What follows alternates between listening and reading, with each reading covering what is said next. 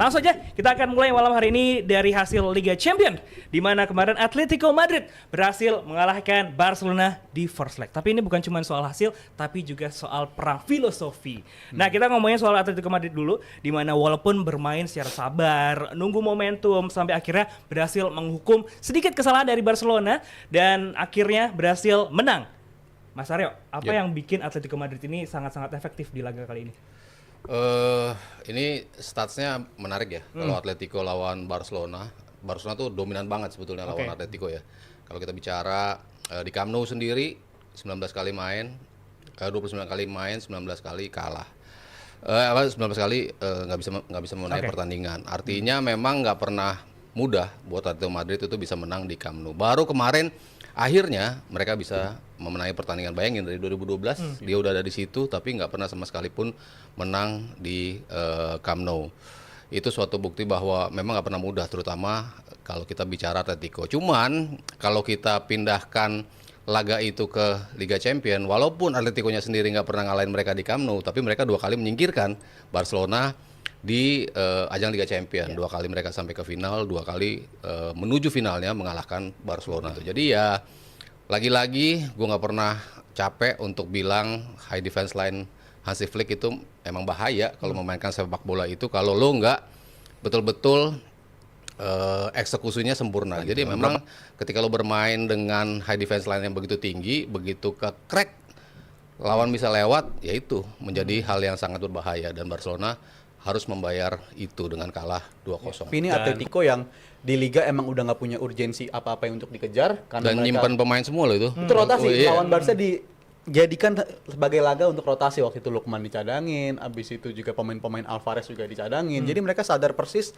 mereka udah nggak ngejar Liga, ngejar ke atas pun terlalu jauh, tapi untuk dikejar mereka juga udah nggak kejar menurut gua. Jadi emang segala sesuatunya dipersiapkan untuk pertandingan ini dan itu well executed banget menurut gua. Karena ketika momen Barcelona tadi masih Haryo singgung Barcelona turun ke 10 pemain, mereka pun masih bermainkan sepak bola yang bagus menurut gua Barcelona. Tapi itu indikasi kalau Atletico tahu persis gimana cara untuk nyingkirin Barcelona di leg pertama ini. Bukan nyingkirin berarti bahasanya. Mengalahkan Barcelona di leg pertama ini karena sangat terukur. Mereka nyuri 1 gol di babak pertama dan nyuri gol di babak kedua. Itu momen mungkin serangan pertama mereka atau kedua mereka di momen di babak kedua ketika Barcelona udah main dengan 10 pemain. Jadi mereka tahu persis kapan mereka harus keluar dan langsung dapat gol. Itu bukti kalau Simeone semakin matang, walaupun udah matang banget sebenarnya udah 11 tahun. Tapi ini bukti, ini eksekusi pertandingan yang sangat luar biasa dan dia tahu persis gimana cara menang lawan tim Barcelona yang harus gue bilang minim pengalaman di momen-momen seperti ini. Banyak orang mungkin di awal-awal yang ya termasuk kita mungkin ya menganggap ini akan menjadi santapan buat Barcelona. Tapi dia lupa atau kita semua mungkin lupa Diego Simeone ini kan salah satu pelatih yang paling lama mungkin saat ini ya di dunia, mungkin 12 tahun. 12 tahun mulai. Yang pasti gue ingat 2000 karena kebetulan 2 kali gue liput Liga 14 Champions. tahun 14 tahun. Iya, 2014 di Lisbon dan 16 itu kebetulan gue liputan dia juga kan. Iya. Dan pasti nggak kaleng-kaleng lah. Pasti dia udah tahu gitu ya bagaimana menyikapi keterbatasan situasi Atletico Madrid. Situasi Atletico Madrid ini kan kayak Arsenal waktu bangun Emirates kan. Dia harus hemat beli pemain gitu ya. Jadi dia tahu posisi dia, pemain dia nggak segemerlap Barcelona.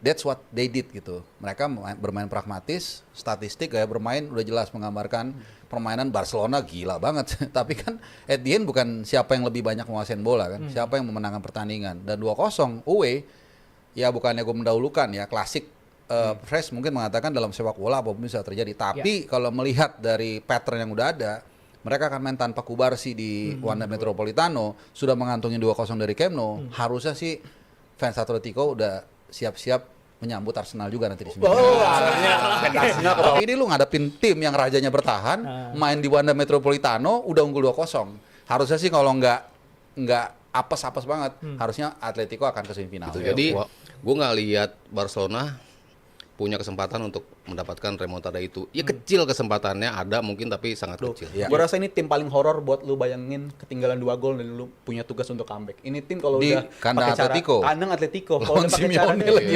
yang kasarnya licik lah sangat dan di cerdik.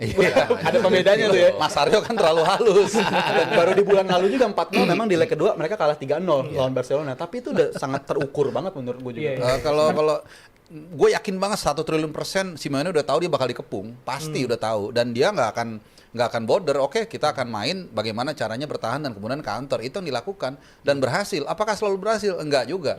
Ya kadang-kadang itu yang selalu kita bilang, ada detail-detail kecil yang membedakan soal Kubarsi ya.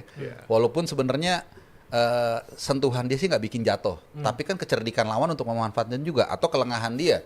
Ya udah tahu, kayak Mas Aryo bilang, ya udah tahu lu dalam kondisi begitu disenggol ya pasti orang ngambil keuntungan kan. Menurut Mas Aryo harusnya pelanggaran kah penalti untuk Barcelona? Iya, harus karena kan memang bolanya sudah hidup ya, istilahnya bolanya sudah hidup. Kalau lo mau ngasih bola ke pemain itu, ya lo lempar kan, kiper dorong aja ke pemain apa backnya gitu kan.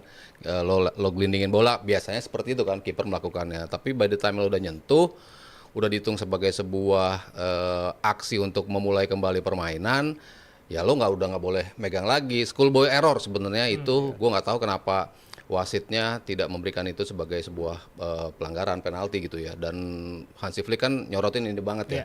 Walaupun ya dia selalu kalau ada kesalahan kan dia pasti mencari kesalahan-kesalahan kan. Padahal emang timnya outplayed aja sebetulnya di pertandingan kemarin gitu. Tapi ya untuk menambah luka ya mereka nggak dapat penalti sih, terbilang kontroversial sih kalau menurut gue. Harusnya itu penalti. Sebenarnya di VAR itu ngelihat kejadian itu dan mereka ngerasa itu nggak perlu dihukum sebagai penalti, makanya nggak ada intervensi VAR karena akan terlalu kelihatan kayak anak kecil gitu, kayak nyari-nyari banget, handball, penalti, nggak mau itu terjadi di laga sebesar UEFA Champions League. Jadi menurut dari media Atletico mengatakan wasit di VAR nggak mengetahui ada hal itu terjadi di atas lapangan, jadi membiarkan hal itu berlangsung aja. Ya walaupun nanti kalaupun dapat penalti mungkin bisa mengubah keadaan, tapi balik lagi Atletico Madrid ini datang dengan rencana dan berhasil mengeksekusinya dengan sempurna. Tapi ya walaupun Barcelona punya taktik dan juga filosofi, tapi mungkin mereka lupa satu hal, soal efektivitas. Karena di UCL ini kita ngomongin soal efektivitas adalah segalanya. Dan di leg kedua nanti bakal jadi perang yang sangat besar, bukan cuma taktik tapi juga soal mentalitas. Nah,